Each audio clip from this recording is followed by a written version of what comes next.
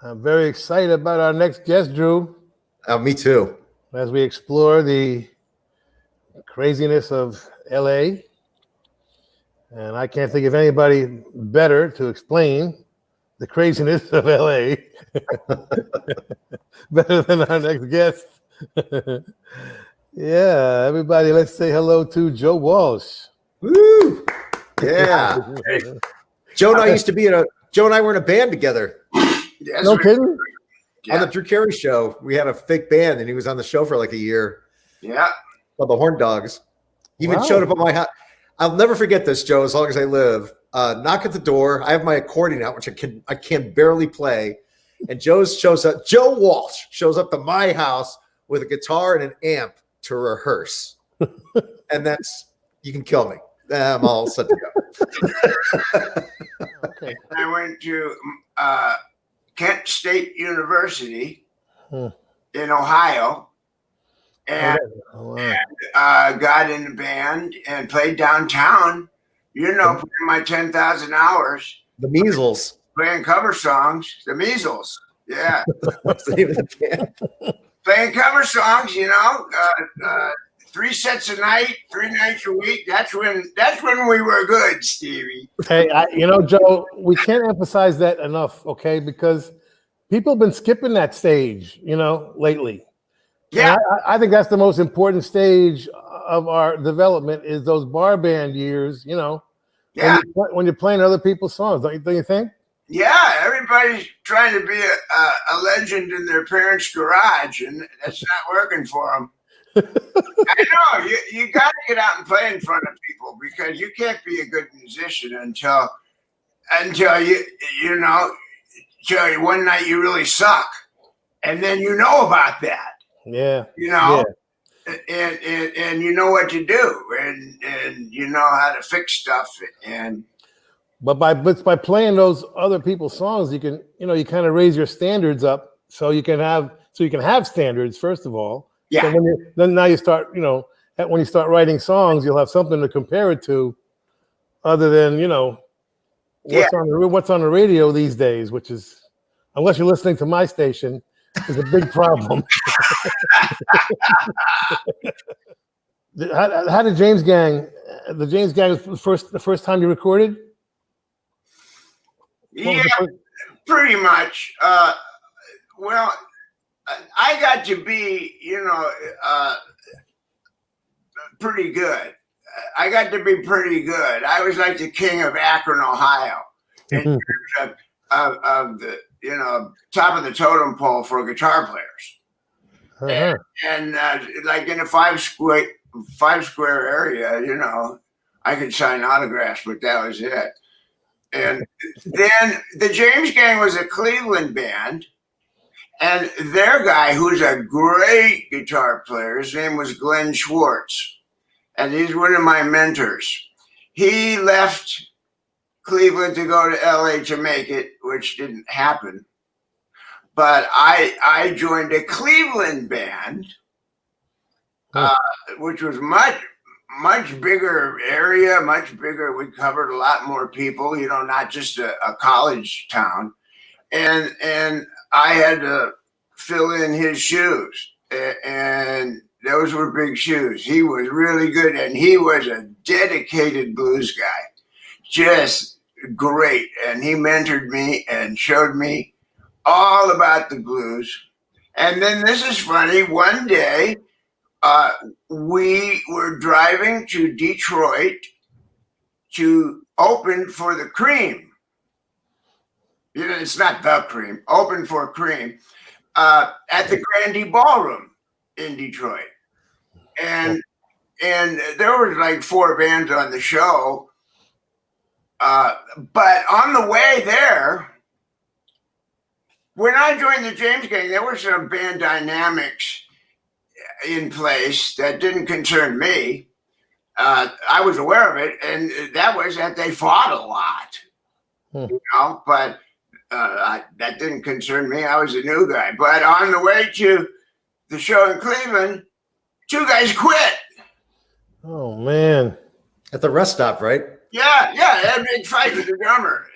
Oh man! And they turned around. So we get in Detroit, and there's three of us: drums, bass, and guitar, and we have to play because we have to get gas money to go home. And I didn't even sing lead. Then our lead singer quit. He was one of the guys that quit. I said, look, you know, I know some Traffic songs, and I know, you know, this song and that song, a Steppenwolf song. So I'll sing the first verse, and then we'll just play. All we have to do is play for 8 minutes, and then I'll sing that verse again. And if we do that 4 times, we'll get paid. And so we did. So in the middle of the song, there were no rules, and none of it. We didn't pay attention to each other. We just went out there, and it was full on go for it. And that was the beginning of the James Gang. Man. Holy Lego.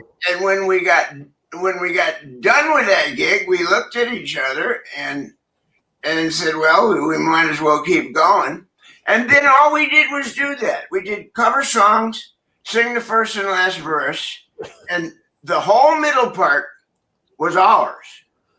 And then we just replaced the first and last verse. And that's how the James Gang songs came about. Man, all makes sense now.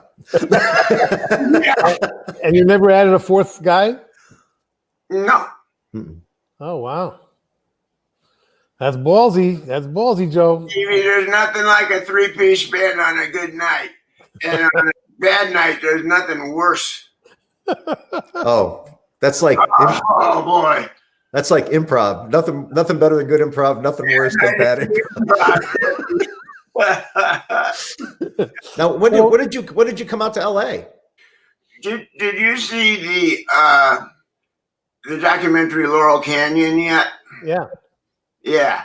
Well, I was around at the time, but I was the perimeter. I was on the perimeter, but there was a community in LA Woodrow Wilson. of people who hadn't made it yet. And headquarters was the Troubadour. And I just started to hanging out with those guys. And eventually I just, you know, I got as famous as I could get in Cleveland.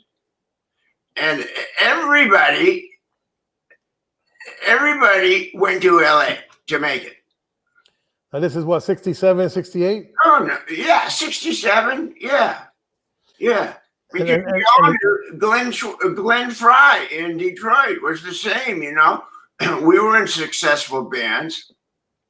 He played for Bob Seger, but we knew that if we were going to be a part of something bigger, it was going to happen in LA.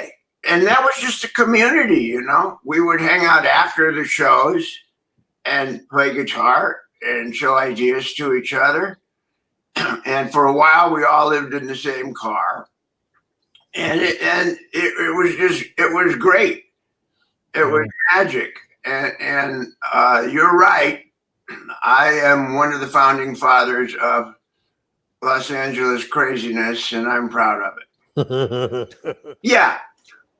Vets Aid is an organization I started to help vets. And for 2 reasons. One, I'm a Gold Star kid. My father was in the Army Air Force, and he died when I was almost 2 years old. Wow.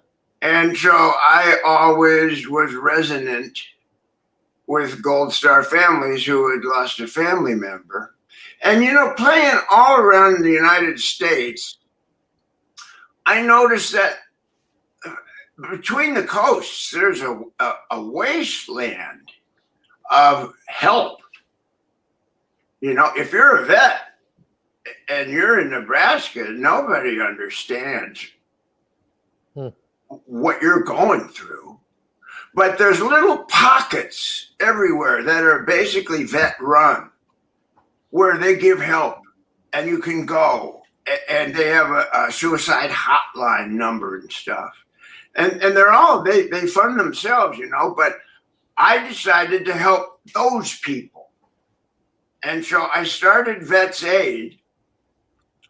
And we played 3 years and had a great run, but then COVID came. But there's vet organizations, I don't want to name any, but Wounded Warriors is kind of an example, where they have so much administration costs that very little goes to the vets. And that's okay because they're in Congress and they lobby Congress and stuff like that. But every penny that we made goes to these regional vet centers to keep them going. And so that's what Vets Aid is all about. Well, let me ask you this: when you were either in high school or college, were there arts classes at that point? Yeah, we had that stuff in Montclair. Montclair had a good system when I was in high school, and I mean back then you had art and you had music, you know. It was a regular thing, right? Yeah. Yeah. But you know, I know that there's no music in schools anymore. Yeah, that's why. That's what we. Yeah, and that's awful. That's awful. It really is. It really is. That's, you know, we I went to Washington D.C. to actually talk to the senators about it, and you know, and then it's not going to change. You know, they said, you know, sorry, you know, we're not doing that anymore. You know. Yeah. So that's why we started our you know, our TeachRock.org curriculum, but it's music history. You know, we decided, you know, we're not going to get instruments into kids' hands at the moment, so let's at least do the history and get people excited about the history. And anyway, with history, you can talk to all the kids. You don't have to talk to just musicians, you know, which was nice. When schools come back into you know, reality, if and when, you got to go down and see this this school that we have a partner school called Orangethorpe in Orange County. You'll see some people from that show on this episode, and you got to go down there and check this out, Joe. You'll get a kick out of it. We have it's kindergarten through 6th grade, and the entire school has integrated the arts into every single class. You know. And man, and when you see it in action, man, it's mind blowing. I'm telling you. So I want to get you involved in that for sure. Check it out. You know. Yeah. It was the last thing I did before it closed down, but before the quarantine. Well, when I was in school, right, my grades varied between C- and D+. C's. You know, I just wanted to graduate. I didn't care about anything, but the classes that I did great, straight A's in, were the classes that had a cool teacher. You know, because they kept me interested, and I paid attention. You know, and by far, my music and art department teachers, and even language, they were cool people. They were textbook, you know, read the textbook. They were cool, and you got to get that to young kids. Yeah, man, it's a big difference. It makes all the difference in the world. Well, I'm a friend and an ally in that. Okay, hey, thank you, man. Thank so you. Anyway, all right, Joe. Say hi. I love your show. Hi to everybody. Thank you. Say hi to the family. I will. Buddy. Yeah, you know, Take care. Great wife and everybody who, you know, friendly with the whole family, and say hello. And we'll see you again soon. No, I think you guys should stay 6 feet from each other.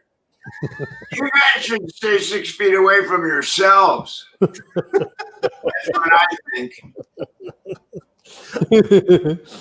All right, Dr. Joe. We leave with Dr. Joe's advice. Yeah.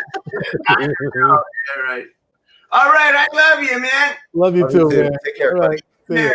Bye.